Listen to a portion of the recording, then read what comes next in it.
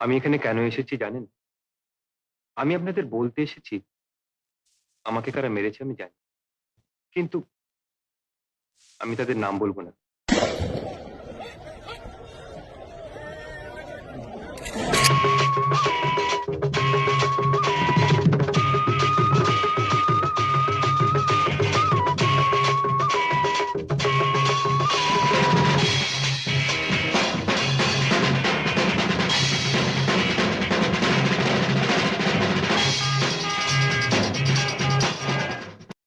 আমি চাই আপনারা নিজেরা তাদের খুঁজে বার করুন। খুঁজতে গিয়ে আপনারা কষ্ট পান, যন্ত্রণা পান, এমন নিশ্চিন্ত থাকতে পারবেন না, এমন নিষ্পৃহ থাকতে পারবেন না।